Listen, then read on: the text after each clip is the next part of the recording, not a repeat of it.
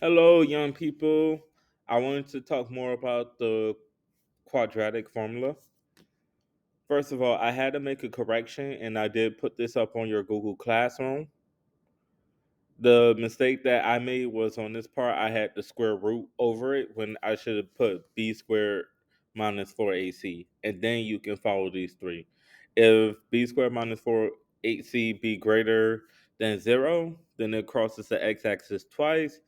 If the determinant b0, it crosses the x-axis once or touch it once. Excuse me. And if the b squared minus 4ac be less than 0, the quadratic does not touch the x-axis at all. All right. Now, I gave a practice, and I wanted to quickly talk about this practice before I make up another problem and solve it in front of your faces. Or, yeah, in front of your faces, you're watching this. So, the quadratic formula. The problem that I was given was 2x squared plus 5x minus 10. I had to find my ABC values. From the standard formula, my A will be 2, my B will be 5, and the reason why it's going to be 5 is because of the fact that I had a plus 5 in front of the x. This plus 5 right here in front of the x is the reason why. And then I got C is equal to negative 10 because negative 10 is the last thing left in the problem. Now, what I did was I put my formula right here as a reminder. You don't have to really do this step, but if you want to get used to the formula, it's always good to have it. And now all I'm doing is I'm plugging in my values. I want to put parentheses around here because I'm going to use this as a mode. And I think it would be helpful for you guys if I just put parentheses around these values to make it easier to group and see how to use this quadratic formula. I think that'll make it simpler. And I know a lot of you guys are like, dang it, I want to do math problems within a few seconds. But guys, you're at a level where it can be possible once you get how to do what you need to do. All right. So I'm going to go ahead and I'm going to make up another problem from scratch, and it may be more difficult than what you see right here, but we're going to make it happen. All right.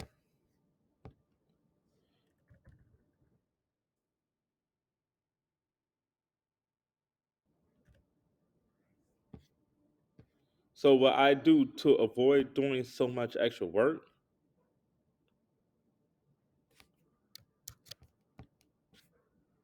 I use my good friend copy and paste.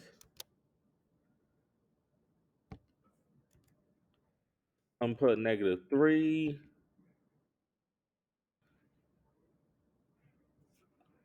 8. And I'm going to make this something like a 12. So right here, this a is going to be equal to negative 3 because I have a negative 3 in front of x squared. Then I have b. It's going to be 8 because I had plus 8. And I changed this 10 to negative 12. Now what I'm going to do is go back into the formula and start plugging in. So for my b, I had 8. So I'm going to put 8 here, put 8 here. So everywhere where I had a b, I replaced it with 8. I just wish I kind of had like a laser pointer. So this 8 right here is replacing both b's. Now, this 4 will always stay the same. The 4 after the minus sign will stay the same. Then since I had negative 3 right here for a, I'm changing all the a's to negative 3. And finally, I have negative 12.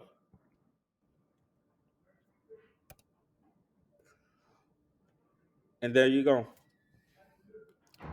So now, when I get to the next step, this minus 8, and when it comes to math and working with formulas, always try to go from left to right. This minus 8, I'm going to say minus 8 because I just have a minus 8. Now, the 8 squared is going to turn into 64. I have three negatives, negative 4 times negative 3 times negative 2. Since I have an odd amount of negatives, whether I have 1, 3, 5 negatives, it's going to be a negative. Now I got 4 times 3 times 2. That's 12 times 12, which is 144.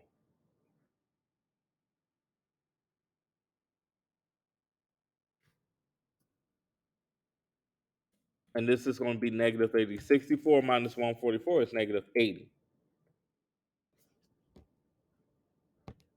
And now I got to change this up. And I can't forget about my 2 times negative 3,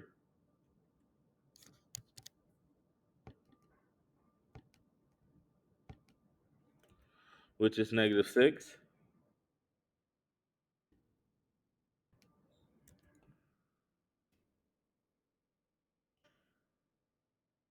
Those are the possible answers I have.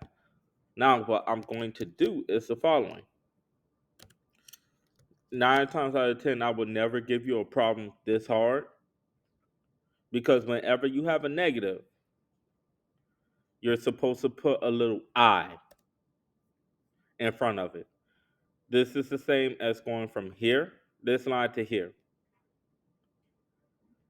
Now, what I'm going to do is copy and paste and write it out as my two answers. And the I is for the word imaginary. Take out the plus minus because you should never have a negative under a square root. You can have a negative under a cube root, but never under a square root. And these are the two final answers right here. And then two, I possibly, no, I actually could go further. If I wanted to go a bit further, 80 is the same as 16 times 5. And this is why it's very important to know your multiples, okay?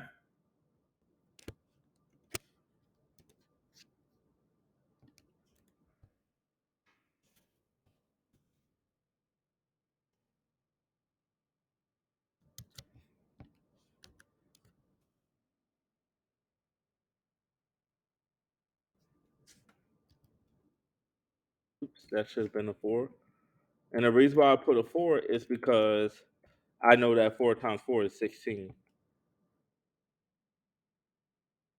And again, you guys, I will never give you a problem that's this hard. We'll never do that at this level. But I just wanted to go ahead and show you how the process is like. Now, since I know 8, 4, and 6, this 8, this 4, and the 6 are even, I'm just going to have everything. So half of 8 is 4, half of 4 is 2. Good morning, students and staff, and welcome. Yep, and I have to change this to negative 3. I'm just doing half of everything.